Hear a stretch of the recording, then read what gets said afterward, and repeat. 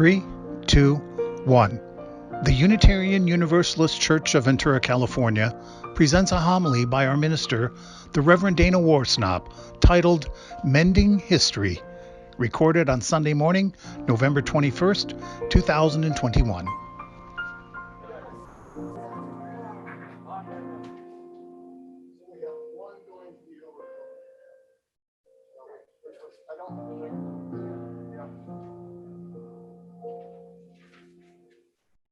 Actually, he doesn't have to go to the overflow because we have an extra space, right?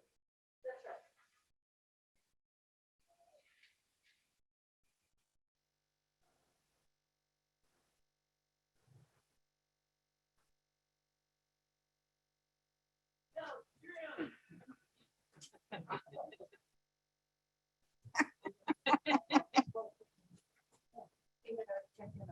Thank you.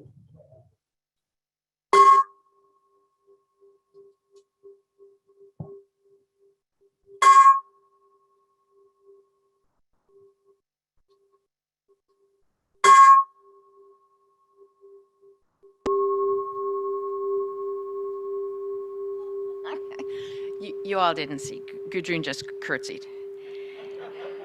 So coming back together again is interesting, isn't it? And we have all these old ways that we did things, and they're shifting and changing, and the cues and all of that. It is such a delight to be back together in person. I know that there are people, I was speculating how many people decided that this would be their Southern California version of a snow day. Knowing that, I don't know, I don't have to come out, the wind, whatever, and I can just watch this from home. And so some of the advantages of hybrid worship are on display potentially. And I welcome all you hardy souls who braved the drifts of pine needles to arrive here in this sanctuary this day. Good morning. And welcome to worship with the Unitarian Universalist Church of Ventura. I am the Reverend Dana Warsnop, and I am honored to serve this congregation of people who strive to be self-aware, always learning and growing in faith and understanding, people who both offer and seek forgiveness when needed, generous people. I welcome you all here, whether you have been attending this congregation for 30 years or 3, 10 months, or 10 minutes. I greet you all, good people here in the sanctuary, and all of the people out in Zoom land and on YouTube as we continue our adventures in hybrid worship. Our worship theme for November has been holding history. And today we will hold the complicated history of our fully American holiday of Thanksgiving, in hopes that if we are able to hold it all, we may come to a greater sense of wholeness as individuals, as a people. Just a couple of announcements. Teresa James is subbing for Carolyn Bjerke. We get her back here with us. Also, I want to remind you that the Ventura Interfaith Ministerial Association's Interfaith Thanksgiving service that's been going on for more than 20 years, I think it's going on 25, it will be today at 3 p.m. at Temple Beth Torah. The elephants will be singing, and I will be speaking, among other clergy, on welcoming the stranger from a Unitarian Universalist tradition perspective. And it will be outdoors. We're inviting people to bring a lawn chair. There will be chairs, and if you can bring a lawn chair, great. We'll see whether we blow away or not. Also just wanted to remind you again that next Sunday, the Reverend Carolyn Price, who served this congregation as an affiliated community minister for several years, will be back in this very pulpit. And she's thrilled to be coming back. And I just want to say that I am incredibly grateful to all of you good people who continue to mask whenever you are in the church. So, into this space, we welcome your whole selves, your whole self. We say yes to the glories of your noblest intentions. Yes to your doubts, your despair, your quirks, and even your sharp edges. Yes to the love that enlivens, animates, and calls us all forth, calls us into being. Bringing all that and more, let us enter sacred space.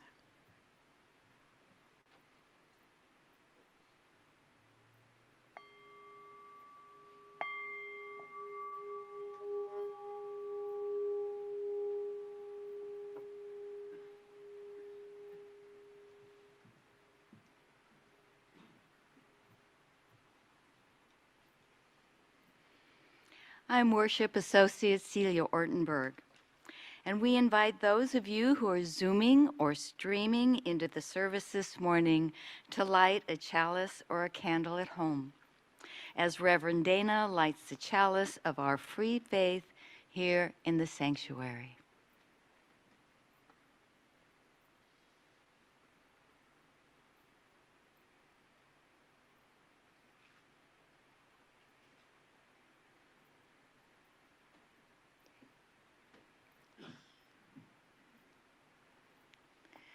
We begin our service this morning with these words from poet Brianna Wiest. I hope you find the courage to change your life in the small ways, in the big ways, in every way that matters. I hope you do not end this story with a heart full of regrets. I hope you do not spend your years just waiting for your life to begin. I hope you realize that this is not the practice run. This is not a preview. This is it. There is nothing to do but leap. There is nothing to do but allow yourself to exist as boldly and honestly as you can.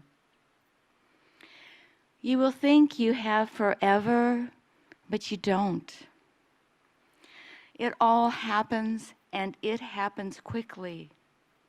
You're not waiting for another person or the right timing or for everything to fall into place. You are waiting to feel ready enough to exist within the questions, to not need every answer, and to know that this life does not come to us to be perfectly understood, but to be fully experienced in every direction we can possibly reach. Come, let us worship together.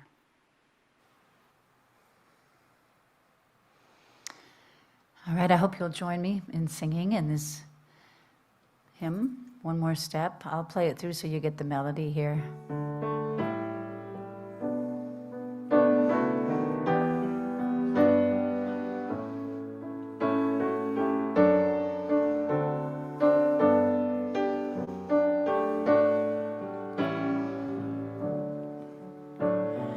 One more step.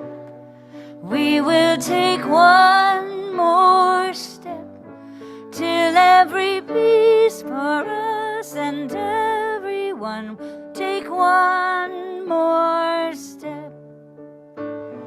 One more word. We will say one more word till every word is heard by everyone. We'll one more word.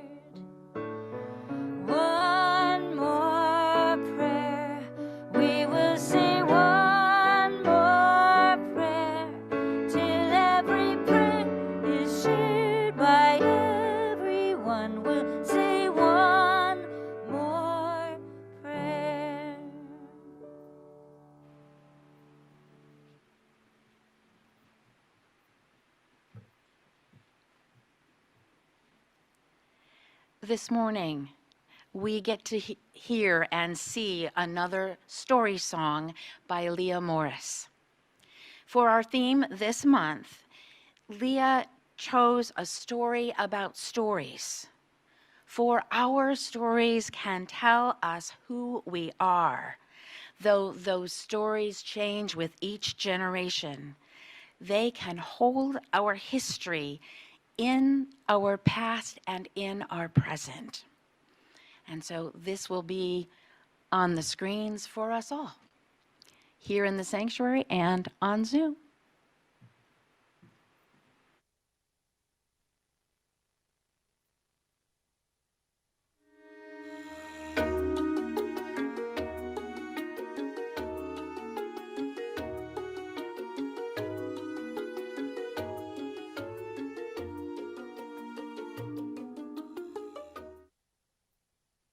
Let me tell you how important our stories are.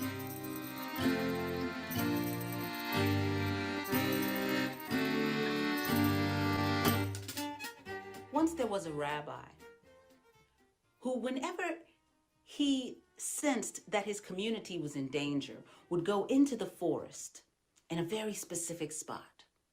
He'd light a fire, offer up certain fragrant incense, and pray a specific prayer. Every time, without fail, his prayer was answered and a miracle occurred. When that rabbi passed the mantle on to one of his disciples, that person went into the woods and they lit the roaring fire and they sprinkled in the incense, but they couldn't remember the exact words to the prayer. And they said, God, this is going to have to be enough. And they dwelled in faith. And lo and behold, the miracle occurred and the people were saved. In the next generation, another rabbi took on that role and went into that specific spot and said, I don't know how to start a fire, but I'm here and we need the help. And lo and behold, the prayer was heard and the miracle occurred. In the next generation, the rabbi had forgotten the location, didn't know how to light a fire, couldn't remember specifically which incense or the words to that prayer, but she simply went before the God of her understanding with a request. And lo, behold, the miracle occurred.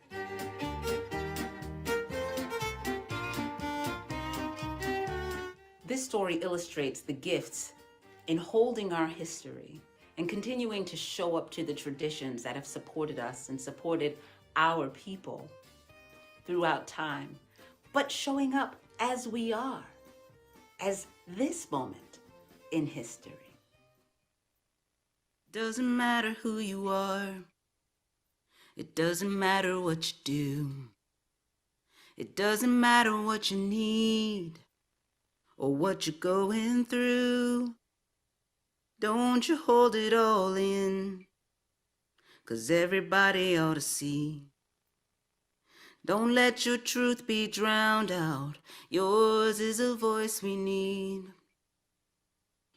We need to hear you. We need to know you. Show us your dance, 'cause everyone ought to see. Sing out your song now. Tell us your story. Live in your own way. Be a part of our history.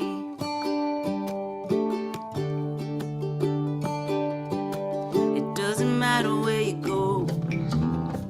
It doesn't matter where you've been or who will shut you out, 'cause we are gonna let you in. It doesn't matter what you know. You are fruit from our family tree. Shout your truth to the rafters.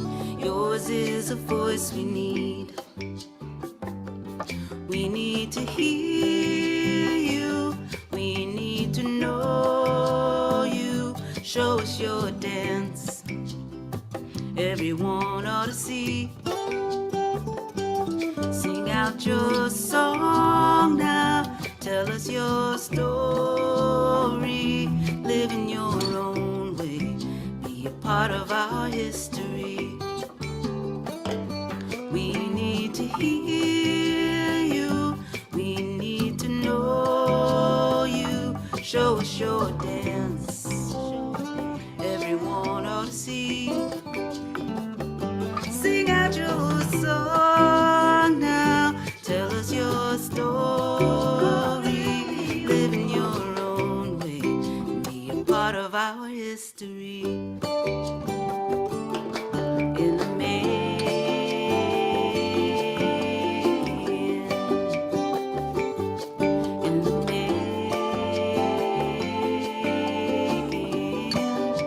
history's in the making.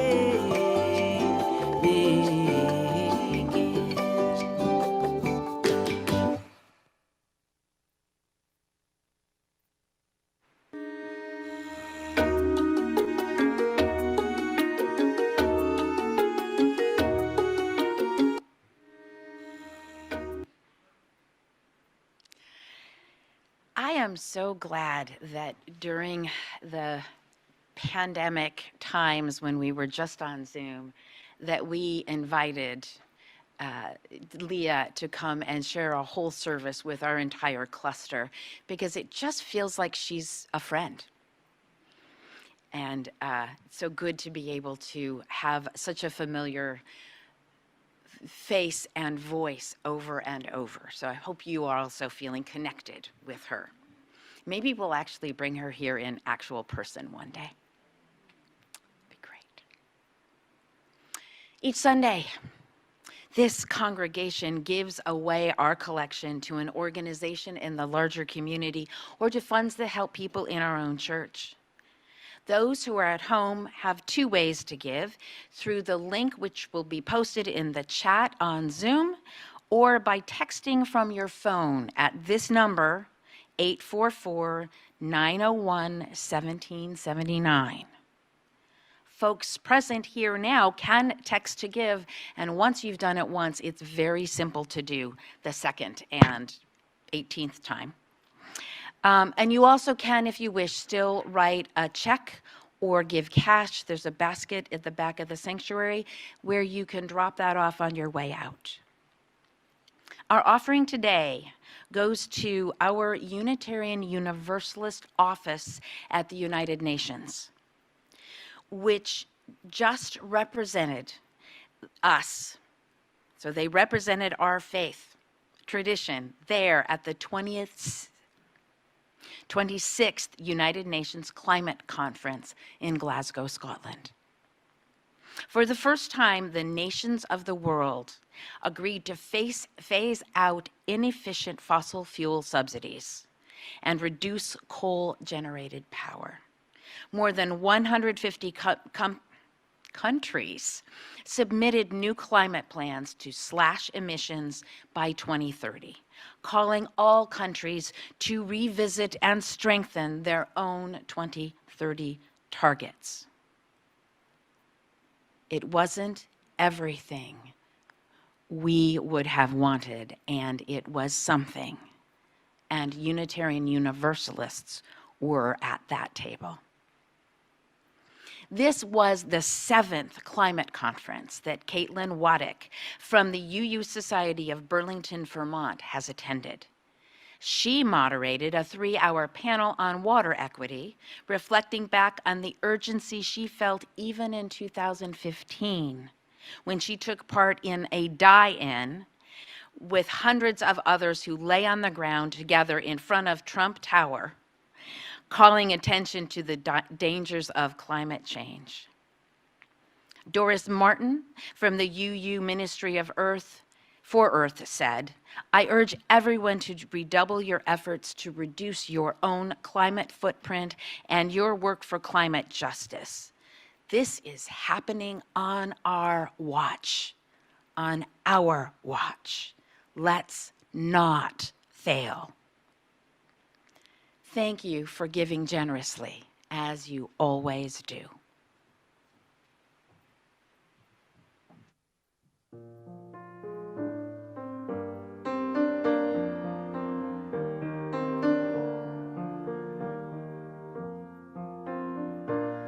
Let's share the spirit of grace and embrace everybody. Let's light a candle and pray on this Thanksgiving Day. Let's share a moment of love. Reach out and touch, 'cause there are no strangers. Let's light a blessed flame on this Thanksgiving Day. Here now, face to face, the grateful thanks and love today. We have come together, joined as one, stronger than ever. So let's share the spirit of peace. Let our actions speak louder than words. And let the fires of hope stay long after Thanksgiving Day. And let the fires of hope stay long after Thanksgiving Day.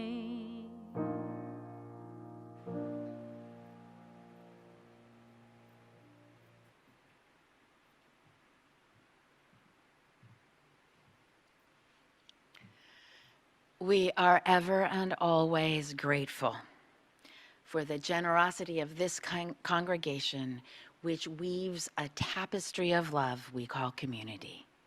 Thank you.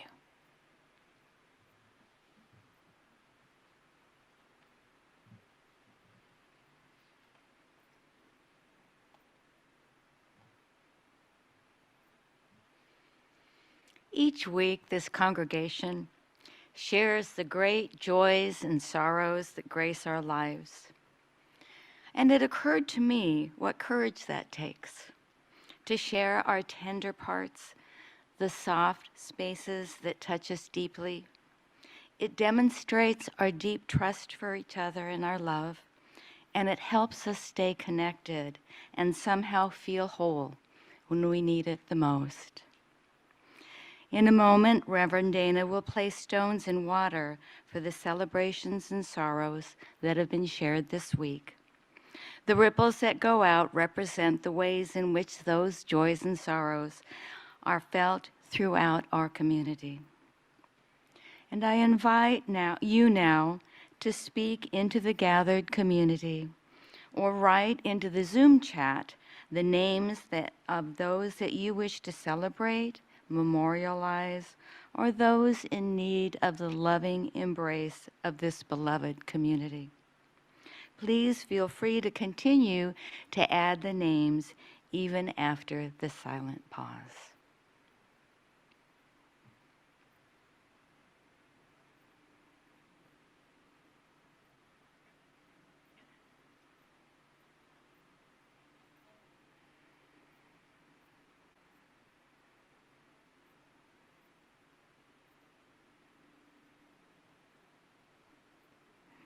Reverend Dana will now place one final stone in the water for all the joys and the sorrows yet unspoken in the silent sanctuary of our heart.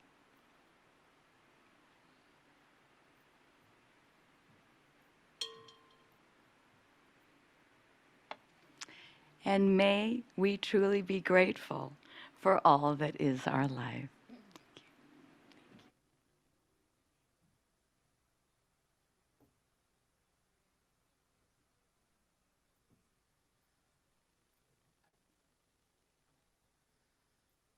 All right. Please join me in singing. This is my song.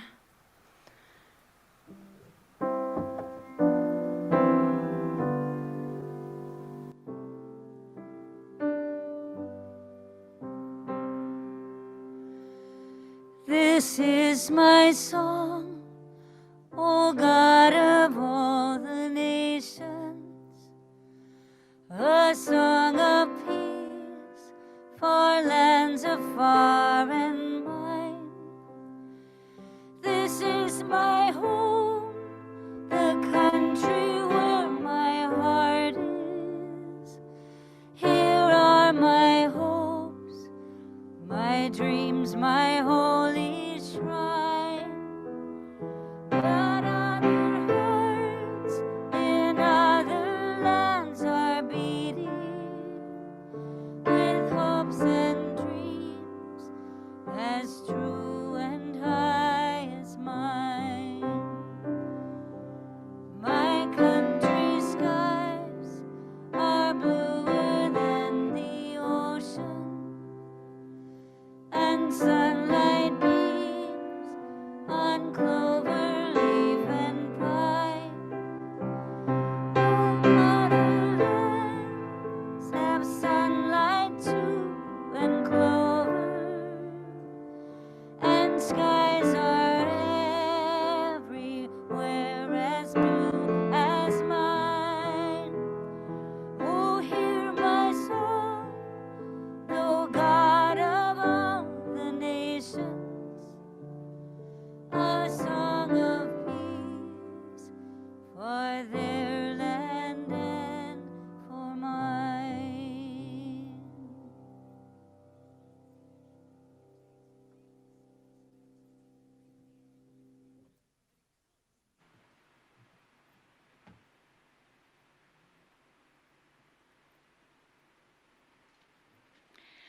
Our reading this morning is from writer, activist, and Black feminist Adrienne Marie Brown. Things are not getting worse. They're getting uncovered. We must hold each other tight and continue to pull back the veil. See, we, the body, are the wounded places. We live on a resilient earth where change is the only constant. In bodies whose only true whiteness is the blood cell that fights infection and the bone that holds the marrow. A body is always a body, wounded, festering, healing, healed. We choose each day what body we will shape with the miraculous material that we are gifted. Let us finally attend to the wound. Let us finally name the violence. Let us finally break the cycle of supremacy. Let us finally choose ourselves to be whole. Let us finally love ourselves whole.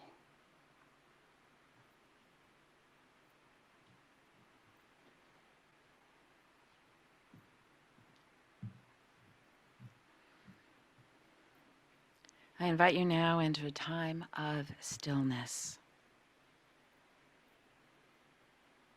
How are you wounded? How are you resilient? What stirs in your soul, your heart, your spirit? A silent meditation.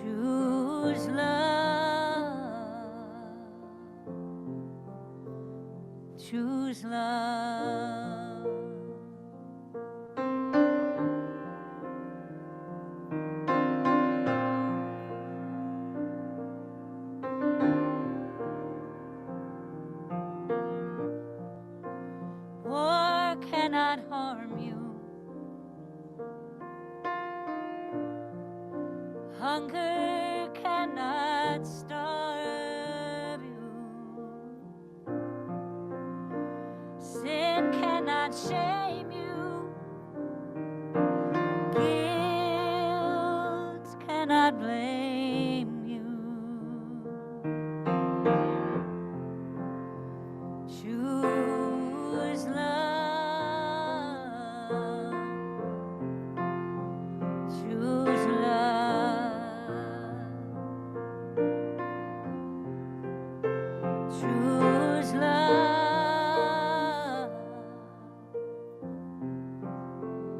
Choose love.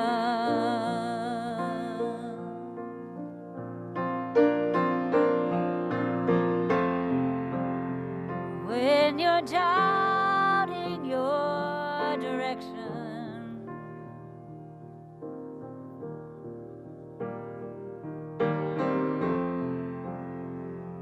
and you feel like giving up,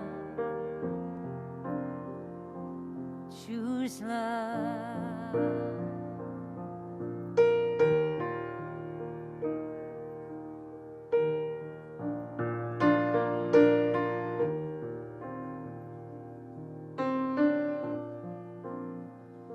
Money has spent you.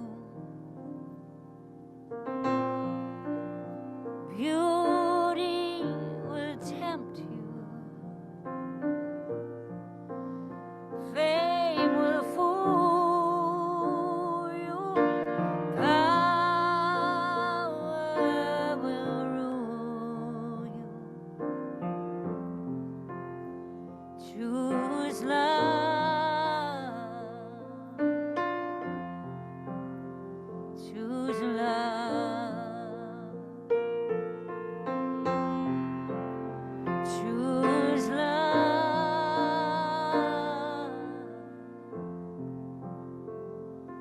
Choose love.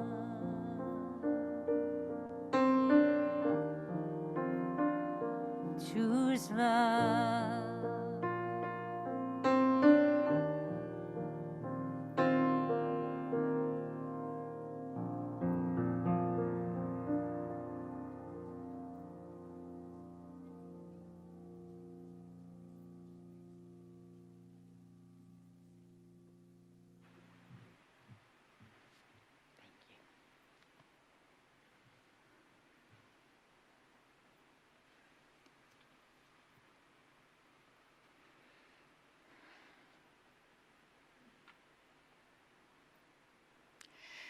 Dearest ones,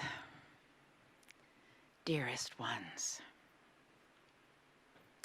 we come again to the seasons of holidays, the season of holidays that some of us love and some of us struggle mightily with for many different reasons. I have told you more than once, I know about what a humbug I am for most of the holidays we celebrate. Christmas, New Year's, Valentine's Day, 4th of July, yes, and the list goes on. Humbug. Bah! And yet, I have come to love Thanksgiving. For in my world, the overlay of expectations is so much less. I get to share meals with people I love and think about how grateful I am for them. I know that this is not so for everyone. In fact, one of my favorite holiday movies is Home for the Holidays with Holly Hunter and Robert Downey Jr. Anyone remember this one? Yeah.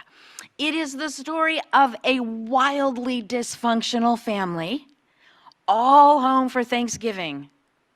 And I will give no spoilers, but suffice it to say, hijinks ensue. We all have our histories, our stories. I love Thanksgiving and dread so many other of our holidays. And I know everyone has our own mix. And I know there are some of you out there who love every single one of them. Our theme for November has been holding history. So now we come to the American annual ritual of turkey and pumpkin pie that has such a fraught history. The celebration of Thanksgiving in November was the doing of Abraham Lincoln. There had been other Thanksgiving celebrations. George Washington created one. Thomas Jefferson said we shouldn't have any at all, ever. And Lincoln placed Thanksgiving made it, well, it's a little more complicated than this, but let's just say for now, Lincoln made it set it as a national holiday in November. He wanted to create a national holiday of unity during the Civil War and proclaimed, it seemed to me fit and proper that they should be solemnly, reverently, and gratefully acknowledged as with one heart and voice by the whole American people. This is all of the folks who have been sacrificing during the war. I do therefore invite my fellow citizens in every part of the United States, and also those who are at sea and those who are sojourning in foreign lands, to set apart and observe the last Thursday of November next as a day of thanksgiving and praise to our beneficent Father who dwelleth in the heavens. This was in 1863, and FDR helped codify it as the fourth Thursday in November in 1939, although that is a very complicated, there are all kinds of details that are complicated about that one too. This was the Thanksgiving that was tied to the story of the Pilgrims and the Wampanoag sitting down together, sitting down together, which kind of, sort of did happen in 1621, though the story has changed from what actually happened again and again. Yet this is also the day, the fourth Sunday in November, that in 1970, the descendants of those peoples proclaimed the fourth Thursday in November a national day of mourning. Frank Wamsutta James, an activist in the American Indian movement of the 60s and 70s, wrote in his own proclamation, history wants us to believe that the Indian was a savage, illiterate, uncivilized animal. A history that was written by an organized, disciplined people to expose us as an unorganized and undisciplined entity. Two distinctly different cultures met. One thought they must control life.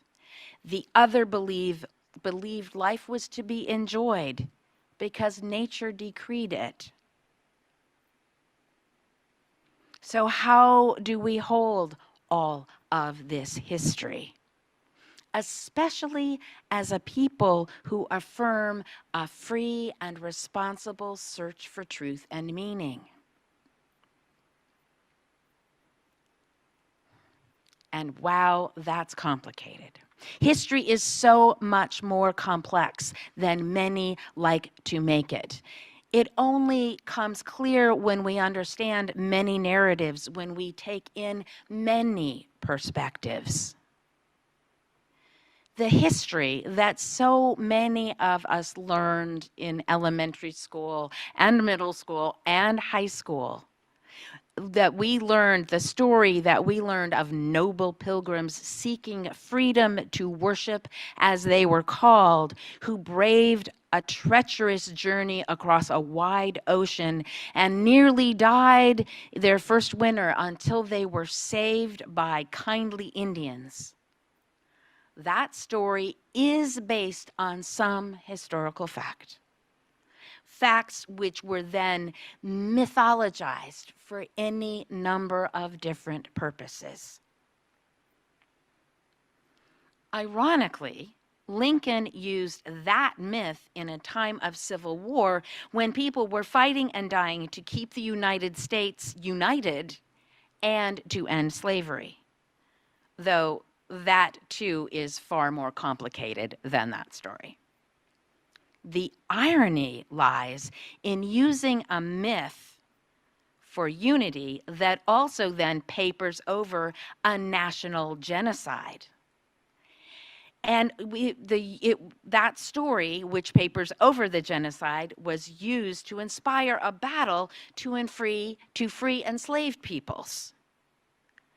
A national genocide that was still in high gear throughout the 19th century. So many overlapping stories. After centuries of genocide and slavery in many forms, our society is still grappling with that history, with the truths, the many stories that our history holds. American culture has, for all of those centuries, tried to justify and or look away from those painful, damaging truths. And in so doing, the wounds of those legacies have festered. That is all so. And yet we can't fix history. We can't mend it. That's what the question mark, mending history, of the title of this service is for. What do we do with it if we can't mend it? These United States were built on the blood and bones of enslaved Africans and indigenous peoples. This narrative is so painful that some in our country are doubling down on keeping the old narratives in place, the narratives that ignore the fullness of that history. And yet those narratives are incomplete, and many are downright toxic, precisely because they are incomplete. This is why we, practically every Sunday, acknowledge that where we are now, where everyone who's joining this service, at least in the United States, is joining it from, was once the land of people who were victims of genocide. In our case, in Ventura County, this is the Chumash peoples. They're not gone completely. The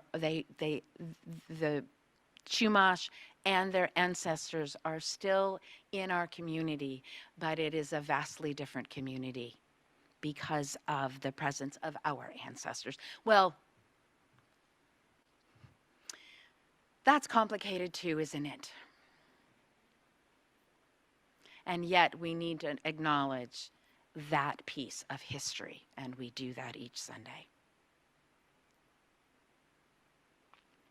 And as these stories that we are learning to incorporate continue, and as people are taking in the truths of them and feeling that pain and beginning to really protest, I have felt it myself, and I've heard many lament that things seem to be getting worse.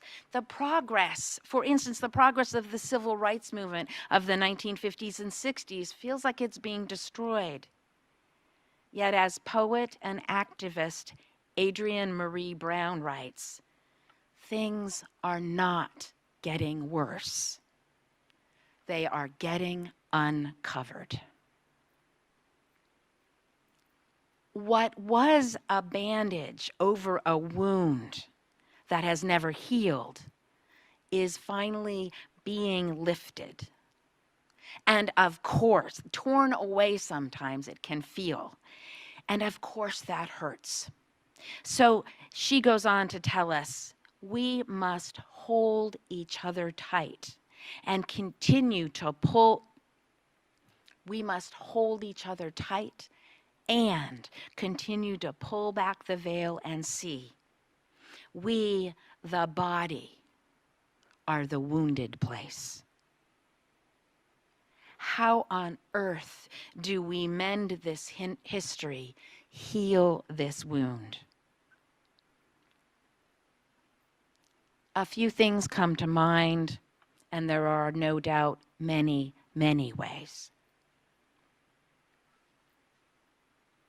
Not that it's going to mend history, but it might, maybe, heal the wound.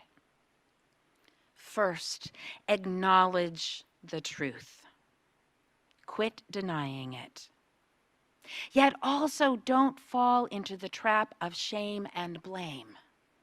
How do you land in that space? Then let yourself feel the pain of it, the pain of those stories, however and wherever it lands in the midst of your own family history. Then do what the Reverend Gary Gunderson, former director of Interfaith Health at the Carter Center, has called doing the next right thing within your grasp. I will add the next kindness. The next right thing, the next kindness, and then the next, and the next, and the next, one step at a time. I am comforted by knowing that we are all made whole when we get the whole of the story. And in getting the whole of the story, a piece of that means that we can, in the midst of that story, in the pain and the glory and the complications, we can continue to choose love, choose love, choose love. For it is in the recoiling at the pain and seeking to keep it covered up that is what makes so many people so reactive, insisting that the old story is the only truth and that those trying to get at more of the history are tearing our country apart with evil intent. And yet, perhaps, it is my great hope that we are now coming to a great national reckoning, which maybe could even lead to a great reconciliation. Though we are smack in the middle of it, and sometimes it does just hurt. Perhaps one day we will actually live into a time when white teenagers are shown compassion while being held fairly accountable for their actions. And when black teenagers are shown compassion while being fairly held accountable for their actions. Yet, the verdict in Kyle Rittenhouse's trial, that verdict shows even more clearly why we need to keep saying Black Lives Matter. It is already clear that white lives matter. Kyle is still a teenager, still in formation. Yes, and he got the full measure of accountability. He got the full measure of compassion and no accountability. I don't like that combination either, nor do I. And the problem is that a black teenager, there are so many black teenagers that got no compassion and excess accountability who are incarcerated from their teen years till well into middle age and beyond.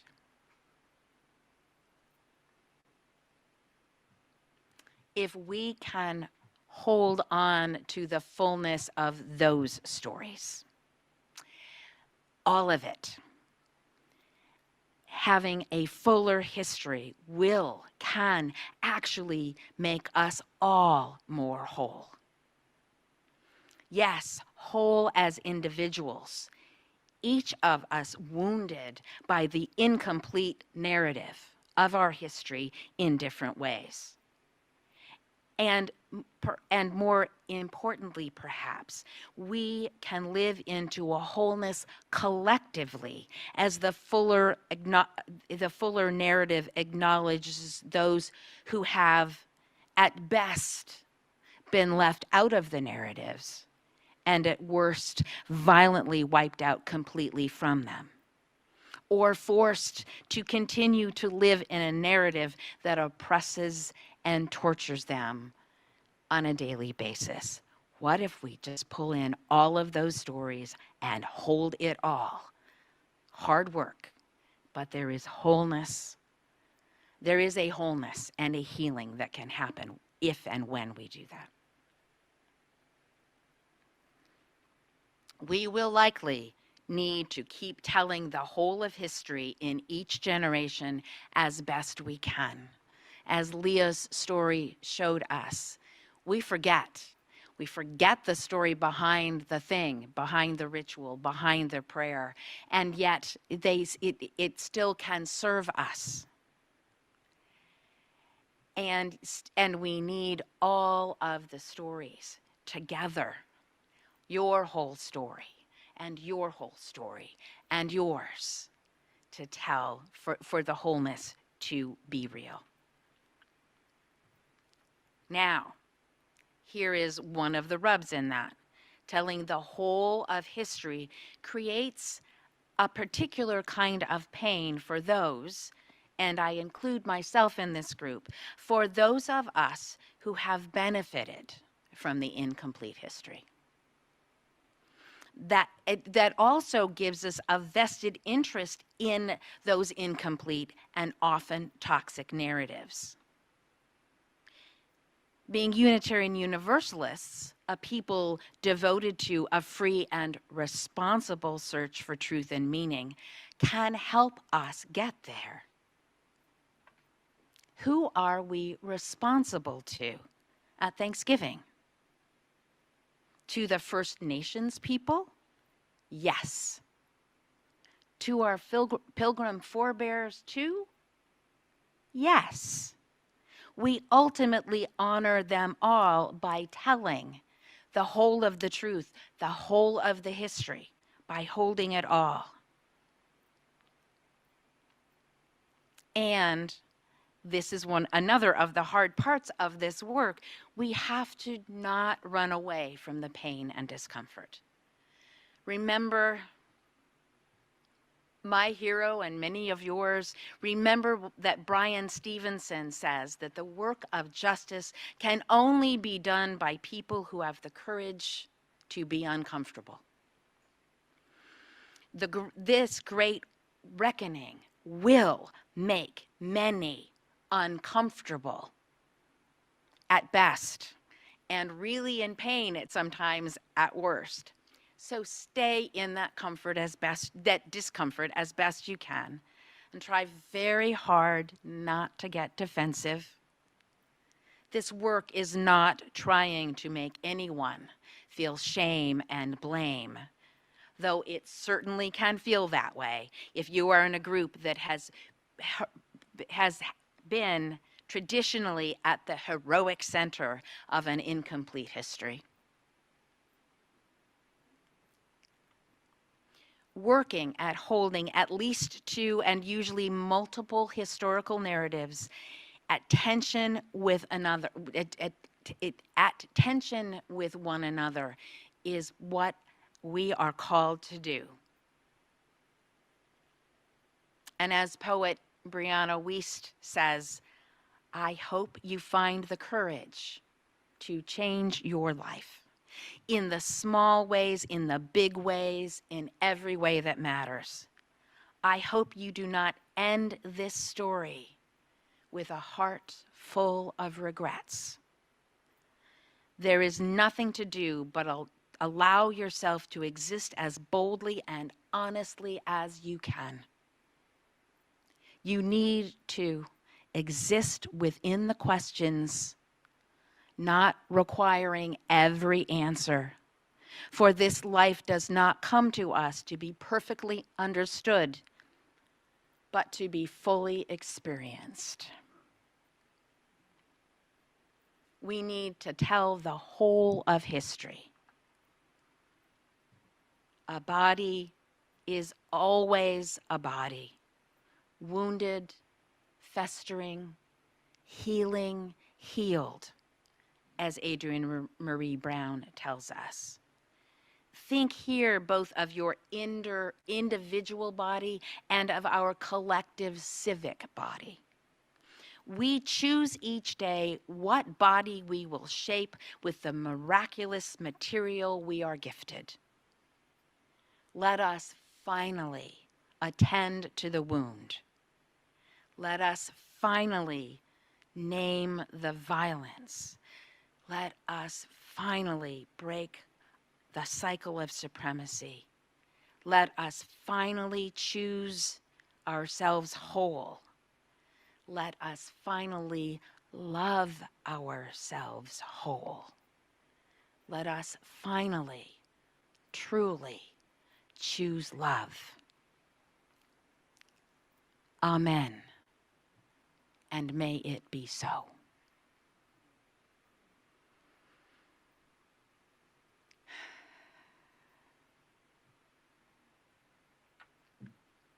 Please join me in prayer.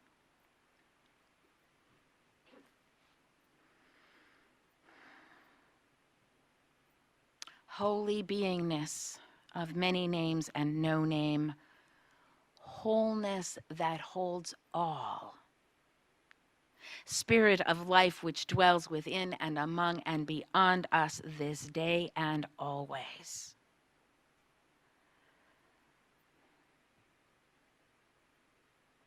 May we continue to choose love even as the world continues to break our hearts daily. May we feel held in our pain, our discomfort, held in our courage and our gratitude. May we come to a wholeness of spirit, a wholeness that encompasses the whole of the story of each of our beings,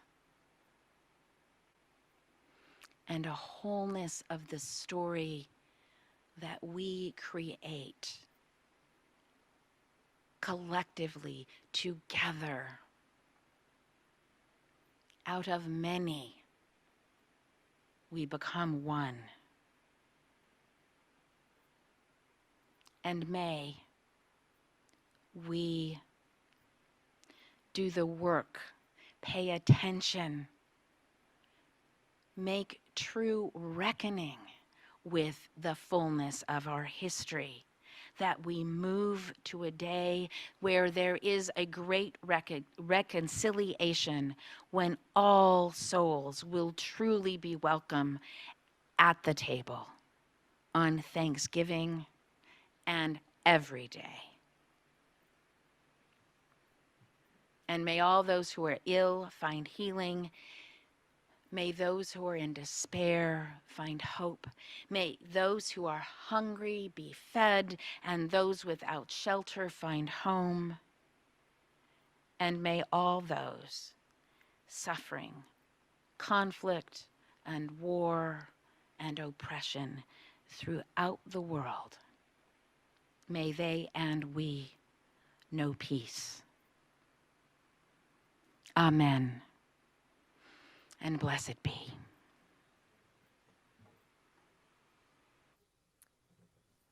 I hope you'll join me in singing We're Gonna Sit at the Welcome Table. This is actually an old traditional song that was used during the Civil Rights Movement, also with slightly different words. But please join me.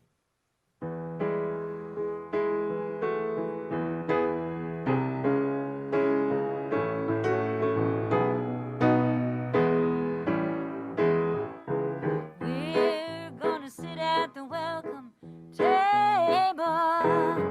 We're gonna sit at the welcome table one of these days. Hallelujah. We're gonna sit at the welcome table. Gonna sit at the welcome table one of these days. All kinds of people around that table. All kinds of people around that table one of these days. Hallelujah.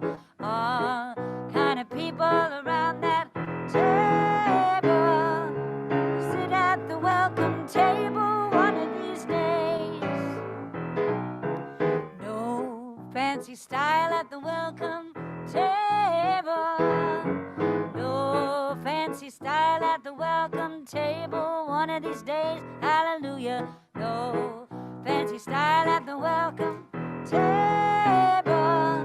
Gonna sit at the welcome table one of these days. We're gonna sit at the welcome table one of these days.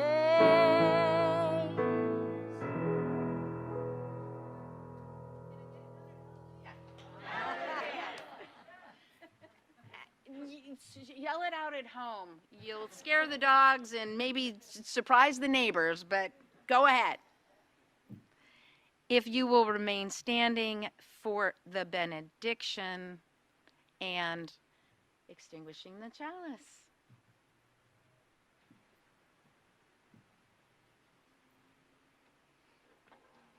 Please join me in reading the words on the screen as we extinguish our chalice.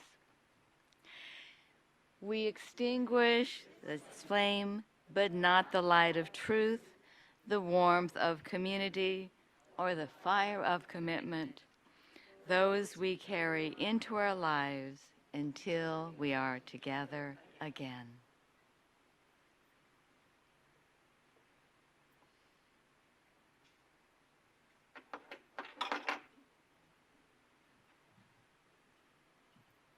So keep on standing there. If you want to stand up at home too, go right ahead. Or if you just want to sit back on the cushion that is supporting you, go for it. Before the benediction and postlude, I just do want to invite all the folks who are on Zoom into breakout rooms. I'd like to invite the people who are here to, I don't know, how windy is it outside? It's pretty windy. Okay, well, just spread out and talk quietly amongst yourselves. You can stay inside. We'll see how that goes. Also, if you have cash or checks for the offering, you can drop them in the basket that is just back here. And also, just to let you know, we need to build back our crew of counters of the offering. It's a simple task. It takes about 10 minutes. And if you think you can help do this once a month or so, then talk to one of the counters who will be standing by the basket. Okay, Ruth is raising her hand. David Hankel is raising his hand. They're going to stand by that basket, and you can talk to them. So I leave you once more with words adapted from the Reverend Gary Gunderson. Do the next right thing within your grasp. Offer the next kindness to the next person you can. And then the next, and the next, and the next, and the next. through small kindnesses, steady steps, open hearts, we can all be healed. Go forth in love, go forth in peace. May it be so.